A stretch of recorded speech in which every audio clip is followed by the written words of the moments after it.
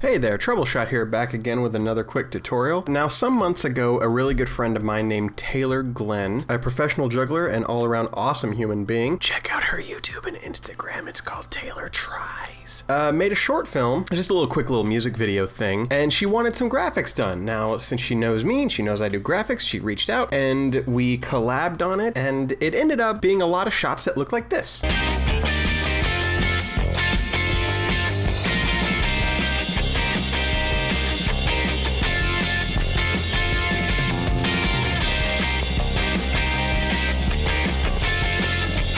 Pretty cool, right? And not terribly difficult to pull off. So what I'm gonna do here is I'm gonna walk you through, talk you through how we set up the shot, how we shot it. It's pretty self-explanatory, but there's a couple of good lessons here, especially when it comes to this shot in particular. This is the one that I'm gonna rebuild for you guys so you get a good sense of how I did all the shots. This one is probably the easiest out of all of them, but it looks really cool. And I can talk you through it a little bit and give you a good sense of what it takes to pull off something like this on your own. Now, without further delay, let's get to it.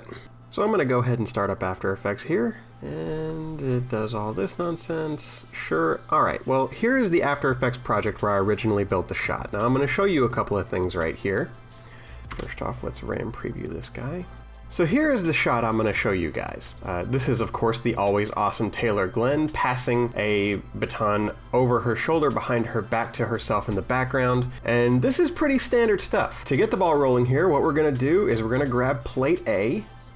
And a quick way to do it, since I already have it open right here, is to just click it, right click, and if you go reveal layer source and project, it'll take you straight to it right there. Bam. So just to build my comp, because I want all the settings that are associated with this file, I'm just going to come down here and drag it onto the Create Composition tab, and it will create a new thing. And the first thing you're going to notice is Taylor wasn't back there at all. Oh my god. No, everything is a lie. Yes, everything is a lie. And then we can just organize this a little bit. I can grab this guy, pull it over just a smidge, and it will drag him out of that folder, and then we can go test. Sure. Just to change names. And to change this name, it's really dumb. You have to press enter. Like, you can't just like double click on it. If you double click on it, it'll open it. Oh, it's so annoying. Anyway, enter. So here we have Taylor passing to her friend, which is super cool. He's a really talented juggler in his own right. I cannot remember his name right now. It's something. Anyway, moving on. So yeah, she passes it back to him. And just to build up a rhythm, we had them do it a few times just so you go, just make it a nice even pass. That way you're not throwing it too high or too low. And you can like set up your shot and compose the camera knowing that there needs to be a perfect line down the middle of it that neither one of them cross at any given time. It doesn't matter if she's in the foreground and he's in the background or vice versa. As long as that line is clear and they don't cross it, this stuff is going to be a cake. Piece of cake, piece of crumb cake. If not, it's going to be much more painful because you'll have to get into roto and stuff. Say you shot it just like this and it was all perfect. Passes it back there, bam. So now the next step after you've shot it this way is to not move your camera at all and then switch places. So that brings us to plate B. And we're going to reveal in project. Come down here, plate B, drop it on top, bam. So of course we shot the reverse, her catching, him throwing, and just to make sure that we got it flying through the air enough times, we had him do it like 5 or 6 times and just pick the one that we thought looked best, right? Yeah, and so this was the same story. We just had him throw it over his shoulder. Bam. And we had him do it a handful of times to, make sure that the flying through the air was like pretty good. Taylor, of course, in the background cannot help herself. And if you really notice the look on his face, he's like, is that okay? Like, whatever, crazy kids. So now you've got the building blocks for everything you need right here. So the first thing you want to do, create a mask around the top layer. Let's turn this one back on and know that we don't want him, but we do want her. So we're going to come up to here, the pen tool right here, And we're just gonna start clicking and it's gonna create lines. And if you just close the gap like this, bam. Now, he's gone forever and we'll never see him again. And already, you know, that line looked perfect because the lighting didn't change, and, you know, like we shot this relatively quickly, so we didn't have any of those like inconsistency problems. But say you did have an inconsistency problem, say the background changed the lighting, you know, like this, just a little bit where you can see the line because you know, whatever clouds are moving over. You can really avoid that just by blurring the hell out of this mask, which if you select it now that you have a mask on it, as you can see, if you hit M twice, the letter M twice, it will open up the mask right here, and then you can just come down here to mask feather and you can start jacking this up and you'll see that line go away. See that? Bam. And now no one will know, even though the lighting changed. Although, it's pretty subjective, you know, it won't help you with shadows and stuff like that. Anyway, that was just an aside, so let's get back to the real thing. I'm actually going to blur this by 150 because I do want that to be blurry. You always want to have a little bit of a softness to the edge of your mask, or people are gonna see it, pretty much. So the next thing we need to do is watch it now that they're right on top of one another. Alright, I can already see what the problem is, and I can stop it there. So right now, I threw it, but we didn't line up their timing. So anyway, now that we can see that these two guys are off a little bit like this, we need to line them up. And to do that, I'm going to go ahead and delete this mask that I just created, but don't worry, I'm going to bring it back in a second. So kill that guy, we have him here, come here to the top layer, and we're going to change its opacity to 50 so we can see right through it. So now we can go to where the bottom plate here is flying through the air, and we'll find a point like right there where it's like at the peak position. We're going to turn this one back on, which is 50% opacity, and we're going to slide this guy around until we find its peak position, which is going to be about right there. And you can even play around with this a little bit and see if it's got another position that like seems like it looks pretty good. Alright, we're going to say right there. Right there is a pretty good meeting point. So we don't need each individual arc to be absolutely perfect, especially at this perspective. All we need is a point where they kind of match up a little bit. So now we can take a look at this guy. That's dude in the foreground. We're going to come back, go back to here, and then we're going to mask right up the middle. And we're going to bring this opacity back, just like this. Because now we have a good meeting point and we can give it. So now we can set an out on the keyboard with the letter N, and over here we can set an in point with the B, and now we can preview what we have so far and kind of just see how it matches up a little bit. Alright, that's a whole lot better. I mean, honestly, at this point, blinking you'd miss it. And what a lot of people might do is just come here and blur this mask a little bit, like this, and go, good enough, right? Even though you see it, you know, you would see it right here where the two plates don't line up. So what we need to do is patch that little area right there. And in order to do that, it's going to require a little bit of masking, but it's not going to be anything too crazy, so don't worry. So let's get into it. Now the first thing I'm going to do is I'm going to take this bottom layer and I'm going to duplicate it using Control D. So I'm going to delete it again, grab it, Control D duplicates it, and I'm going to drag it up to the top because this is the pin that I really like. And what I would like is for this pin, also, this will isolate the layer by itself, and this will turn it on and off. So that's what I'm doing right there. So I'm going to turn that off, and I'm going to come to here, and what I want is I want a little bit more of this pin in this direction. You know, so I can ease their meeting point just a little bit, right? Because they both become parallel at a certain point. If you see here, it's parallel, and on this one, it's parallel. So what I want to do is fudge the frames down a little bit so I can create a meeting point that is absolutely perfect and will fool everybody. And the way we're going to do that is I'm just going to come here to this frame, go to the top, which I took the bottom one, duplicated it, moved it to the top, and now I'm going to draw a little mask around this pin. Hug the corners as best you can. There's a lot of motion blur going on, so I wouldn't say you have to be absolutely perfect, but you know, always do as best you can. So now that I got that, I'm gonna hit M to go to my mask, and I'm gonna put a keyframe on mask path because I'm gonna be animating this. So now that I have a keyframe here, I'm gonna back up one. Using page up and down will move your keys around. And I'm gonna double click this and it will select the whole thing, and now I can rotate it just a bit and then move it into position.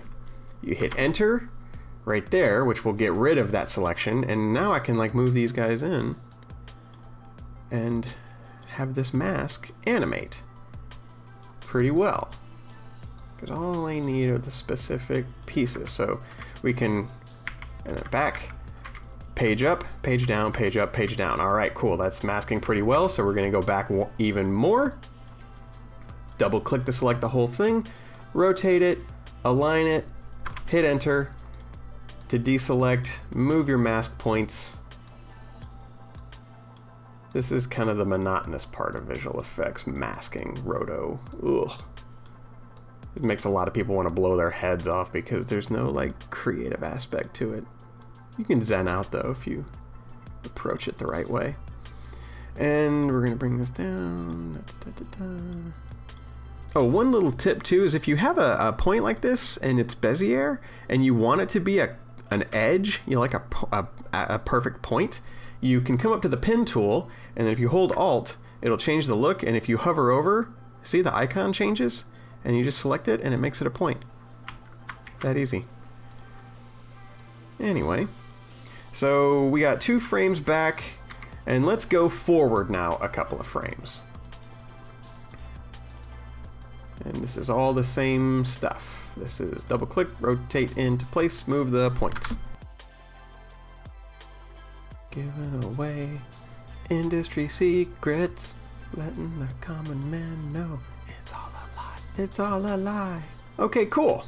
So 1, 2, 3, 4, 5 frames. All right, so now we can use Alt and then bracket left to trim the footage like that, see? And then come down to this frame, Alt bracket right, bam, and now we can just have that little guy isolated so it's not affecting the whole shot, and we can kind of see what that's doing. It starts on this frame and then goes to this frame, and that's where I want the thing to come down.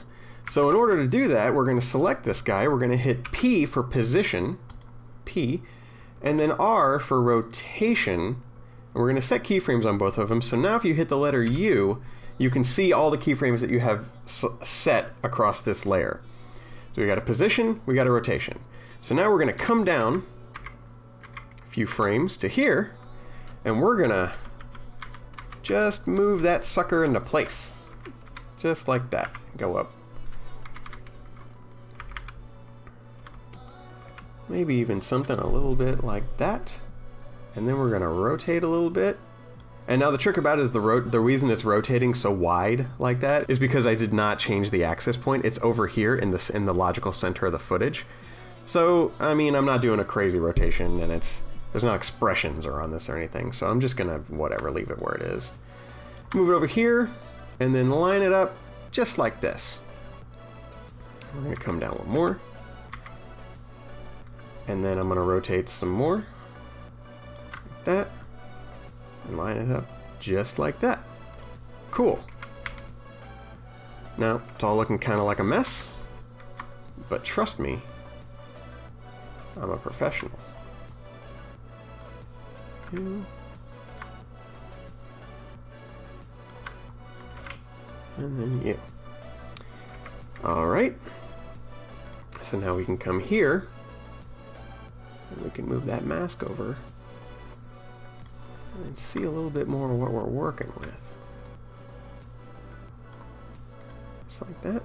And then we're gonna double click on this, and we're gonna feather this 15%, 25%, and we're gonna choke the mask in 10. So now, that may not look like it worked. Honestly. But I'm gonna play this back and you're gonna see.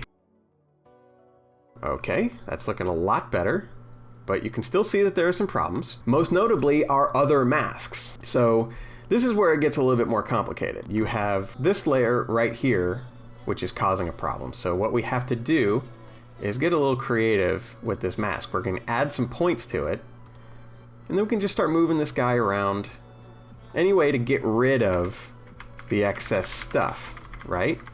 So as you step through now, you can see that this pin is peeking in, but you don't want it to. So you're just going to keep tweaking this guy a little bit until it's good and out of the way, and to where you're only going to see the pin that you want to see. So if I know that this frame here looks really good, I can hit M, I can set a mask, I can come to this frame. Uh-oh, I can see this guy here, so I need to grab this, get him out of there, come down, right? So now, when you play it back, you're gonna go, oh man, that's looking pretty good. But you can still see that there's a little bit of inconsistency, stuff that tricks the eye, right? You can see this guy right here, where the background peeks in. So patching something like this is real easy. All you gotta do is come out to a frame where nothing's going on, right? Like here. Control D to duplicate. We're gonna right click. We're gonna go to time, and we're gonna freeze the frame. All right, so now we just need a frame. One single solitary frame. This guy's not animating anymore. He's completely still. So we're gonna drag him to the top. We're gonna bring him all the way over to here where we see some of that other pin peeking through for a couple of frames. So we're gonna add this here, hit T for opacity, 50%, and then you can see it. So all you gotta do is come in here and draw a weird looking mask that looks like this. Like that. Bam. Bring your opacity back up to 50, and now that pin is pretty much gone. Right? We're gonna put like a 10 on there just to give it a nice soft edge.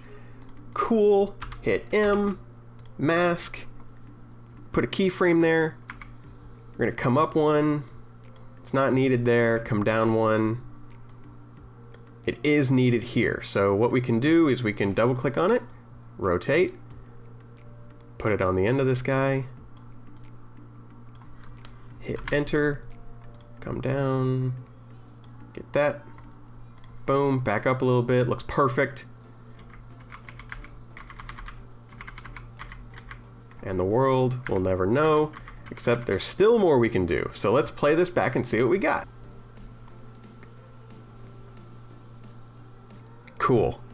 Now, that's looking pretty good, honestly. I'm actually feeling pretty good about this. Now, there's a couple of things about this that you can do. One of the more important things too is to help ease this guy through the air since you're moving a 2D thing. If you just want some additional blurs on it, I would grab anything that has like intentional keyframes, such as this guy.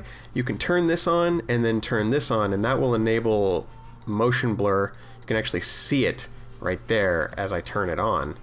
And it adds motion blur to the element that you animated through the scene. That actually really made it look smooth. Super smooth, in fact. I'd actually just slap a done on this guy. I mean, you can't even tell that this is two shots put together and everything. There's one bit of advice I'd like to impart on you. It's that you should sweat the details on something to a point. Because when I play this like this, it looks pretty good, right? But if I come into here and I step through and zoom in, you can see the pin, skinny in, skinny fat, skinny fat, skinny fat, skinny fat, fat, right? Fat, fat, fat, fat. But you can see that this next frame right here, boop, the whole thing flips. But since it continues its logical motion through the air so quickly, basically what I'm trying to say here is there's a language to visual trickery. Now, as this pin flies through the air and it lines up with the other pin, it's moving at such a speed that the common eye isn't going to notice that the pin flips position mid-transition, right? Especially when you can kind of control exactly what frame it happens on. And that kind of stuff works, and magicians have been doing this kind of stuff for years and years and years, and this is just us doing it digitally, where we can physically paint the stuff into the way we want it to be. But I'm not going to sweat this pin aiming the wrong direction too much when I know I can really line it up. Now, having said that, of course, there's probably some professional somewhere that just watched this and is like freaking out, because you will never get away with that in a professional setting. Your shit will have to be correct. It will have to be 100% correct. In a professional setting, no one's gonna care. If this was a project with a budget and whatever TV show, they would just make a CG club pin thing, and like it wouldn't be a problem. They'd have an animator knock it out in like a couple of hours. They'd have a 3D guy slap the whole scene together, put some lights on it, render it, send it over to comp would worry about it, and then that would be the end of that shot, and there wouldn't need to be all this trickery. But, you know, we don't all have a production pipeline to lean on. And if you don't have a production pipeline to lean on, sometimes you just gotta fake it. Fake it till you make it, man. Those rules still apply. You should always do your best work, but, you know, sometimes a little bit of visual trickery can go a long way. And here's a good example.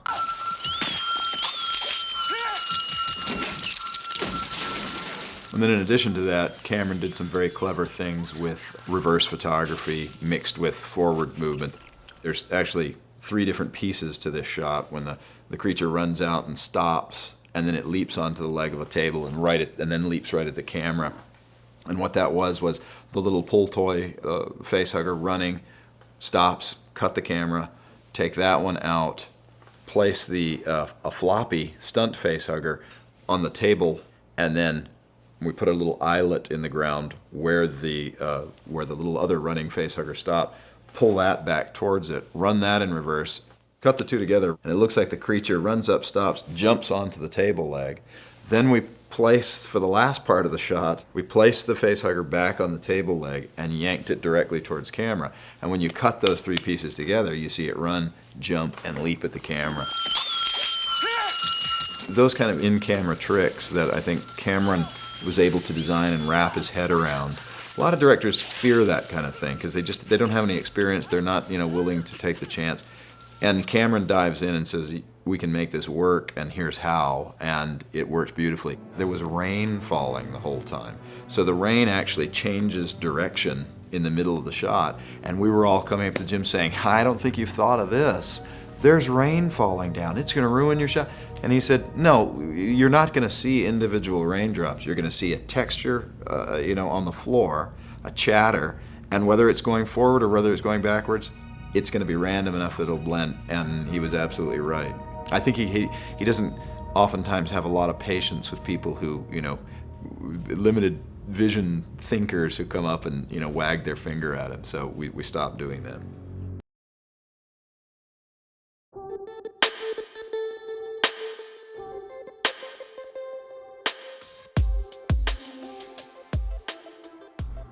And another good thing to think about too when it comes to all this stuff is context, right? Like, this thing is moving incredibly quickly. I mean, you can get away with a whole lot of visual trickery. I mean, this is just simple sleight of hand stuff that's been going on forever. Zach King got famous on this stuff. It's not hard. It's been going on in filmmaking forever and ever and ever.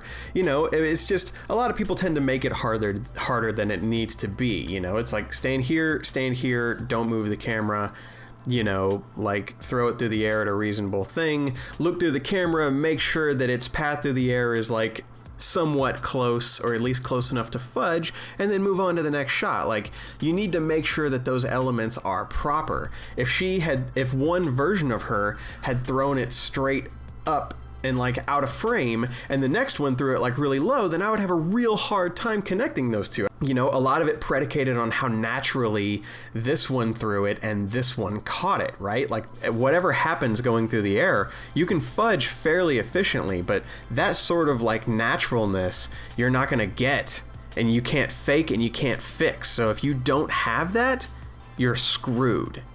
Make sure you have it, because it's probably the most important thing about all of this. And that's pretty much it, truthfully. I really enjoyed working on this. It's super fun. I mean, these things, they go really quickly, you know, like of course I spent a lot more time and I put it under a lot more scrutiny when I did the final products, and there are other shots in the music video, of course, like this juggling balls one, like it took me a while to get my head around, you know, like them moving through the air, making it naturally, her catching all three of them, you know, it was basically like, it was the most complex version of what this shot could be, as opposed to the one I just showed you, which is as easy as it could possibly be. That's pretty much how we do it, guys. Like this, there's no real huge secret. It's been a hell of a ride. My computer screwed up, had to reformat, lost everything. It's been pretty rough, but back in the game now, and looking forward to making more stuff. And, you know, comment if you have any suggestions, or if you think that this helps, or if you have stuff that you want me to look into, problems that you guys have had in the past that, you know, you couldn't find the answer to. Maybe I do. Shit, maybe I have a problem that you guys know the answer to. Let me know if I'm being inefficient. I'm gonna be making more stuff, and I hope you stay tuned and take care. Bye.